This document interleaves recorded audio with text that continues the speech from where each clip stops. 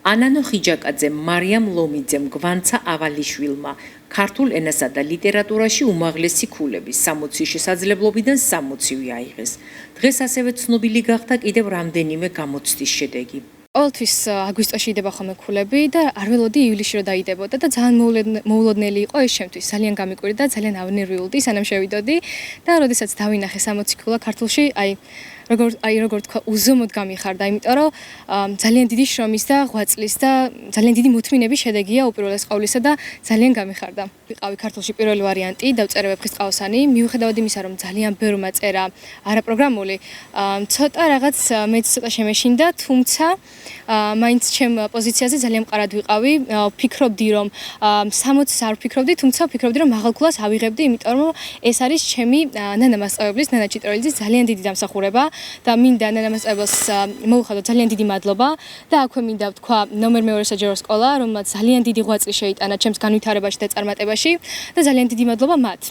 ისტორია, როგორც მოგეხსენებათ და ყველამ ვიცით, არის ძალიან რთული და ძალიან დიდ შრომას და გარჯას მოითხოვს, თუმცა მე ავიღე 57-60-დან, რა შედეგითაც მე კმაყოფილი ვარ და ძალიან დიდი მადლობა გადაუხადო მინდა ხათუნა მასწავლებლას, ხათუნა ჭიჭროლიძეს, რომელმაც ძალიან დიდი შრომა ჩადო ჩემში და ეს შრომა ვფიქრობ, რომ მეც და მასაც ძალიან დაგვიფასდა. დღეს არავინ არ ველოდით მგონე შედეგების დადებას და ძალიან გამიკვირდა.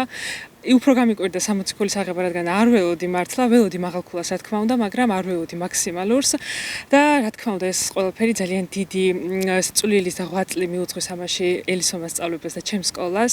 მადლობას ვუხდი მათ ამისთვის და იმედი მაქვს, რომ შემდეგ საგნებშიდაც იგივე კარგი შედეგს დავდებ. ქართულში მაქვს 60-დან 60 და ქიმიაში მაქვს 63-დან 52. ვაპირებ სამედიცინოზე ჩაბარებას თბილისის სახელმწიფო სამედიცინო უნივერსიტეტში, ამიტომ მჭირდება მაღალი ქულები.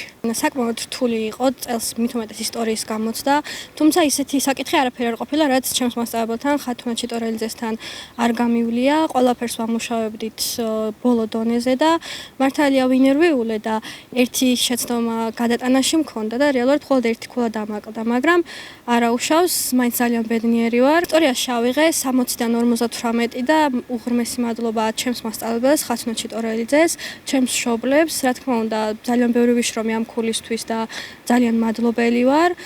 ქართულში ავიღე 60-დან 60 და კიდევ ერთხელ დიდი მადლობა ჩემს მასწავლებელს ელისო ბერაძეს, მართლაც საუკეთესოა. ქართულში მეოთხე ვარიანტი ვიყავი და ძალიან გამიხარდა, რომ შუშანიკის წამების წერა მომიწია.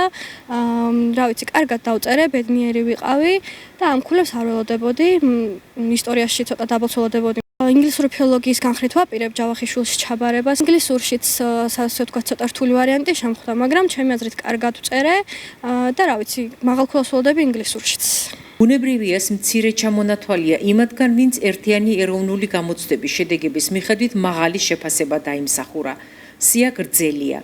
ზესტაფონი არ ღალატობს ტრადიციას. ამ თაობამ კიდევ ერთხელ დაამტკიცა, რომ არიან წიგნიერები და მოტივირებულები, ამბობს ელისო ბერაძე, პედაგოგი მრავალწლიანი გამოცდილებით.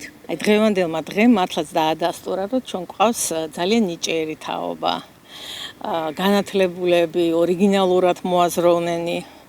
მე ძალიან ბედნიერი ვარ ჩემი ბავშვების ქულების, მაგრამ მე ვიცი, რომ ძალიან ბევრი პედაგოგი დღეს არის გახარებული.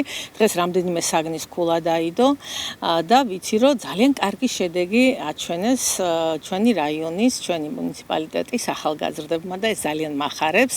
ზესტაფონი არ ღალატობს ტრადიციას. და ჩვენ ხედავთ, რომ ჩვენი მოსწავლეები, მიუხედავად იმისა, რომ ზოგიერთი უკეჟინებს წიგნს არ ეკარებით და სულ კომპიუტერში ხართ შემძვრალი, ასე არ არის.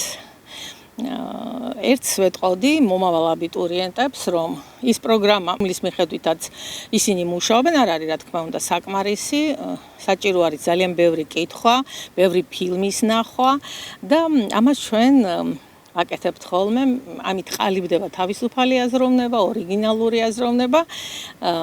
მე ყველას ულოცავ. დღეს ვინც გახარებულია თავისი შედეგით, ყველას ულოცავ, თუმცა ერთი რამ მინდა ვთქვა, რომ გამოცდა ყოველთვის ვერ წარმოაჩენს ბავშვის შესაძლებლობებს, თუმცა შეიძლება ვინმე დღეს და არაერთი იყოს გულნატკენი, მაგრამ აი ნახავენ ისინი, რომ ცოდნა არ იკარგება. და თვითონ რომ არ მოელიან. ხშირად აი ისეთ დროს დაჭირდებათ ის ცოდნა და ამიტომაც მთავარი არის რომ ცოდნა თან დასდევს მცოდნელსა, როგორც დავით გურამიშვილი ამბობს.